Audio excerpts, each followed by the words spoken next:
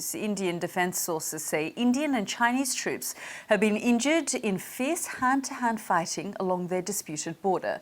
The brawl reportedly took place 5 days ago in the northern Sikkim, which borders Tibet.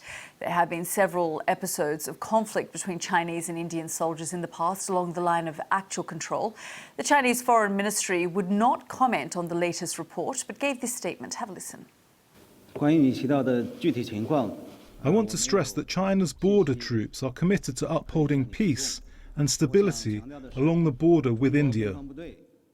We urge the Indian side to work in the same way with us and refrain from any action that may escalate or complicate the situation.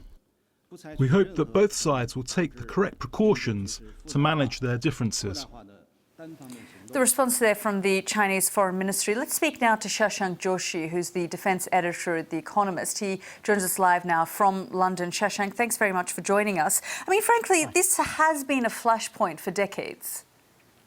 Absolutely. The two countries fought a major war over their disputed border in 1962. Then it was relatively stable for many decades after the 1980s, which is why last year's events, a major, indeed a deadly clash between the two armies in the Galwan River Valley, not in Sikkim, but much further to the west in a province called Ladakh. That was why that was such a big deal. It indicated that the ability of these two countries to manage their border dispute peacefully, without weapons, without guns, without fatalities and loss of life, that it had essentially collapsed. And it wasn't just the Galwan clash. We also saw the first ever use of firearms since the 1970s on that border last year.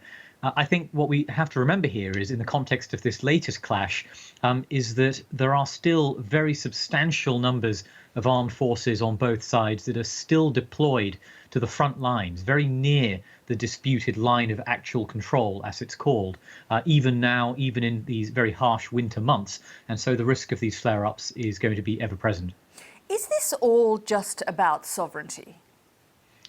Of course, it is partly about sovereignty. This is territory that both sides claim. It is the kind of meeting point of empires, the British Empire, the Chinese empires. And so, like all borderlands between empires, it's a very blurred, fuzzy area. And you have two rising Asian powers, both nuclear powers, both with large rising economies that want to stake their claim in the world, want to lay claim to this and don't want to give an inch to the other side.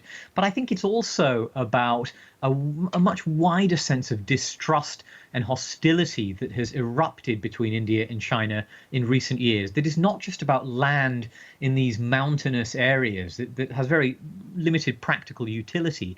It's also about things like India's protection of the Dalai Lama and the Tibetan movement, which China considers to be a separatist menace. It's about India's increasing diplomatic proximity to the United States, China's rival, and about competition in the Indian Ocean, with an increasing number of Chinese ships flooding into those traditional maritime areas to India's south. So in other words, it isn't just about sovereignty, it's about geopolitical competition as much as anything else. So when we're seeing these sorts of clashes along that border from both sides, I mean, is there a genuine concern then that misunderstandings, miscalculations could lead to actual war?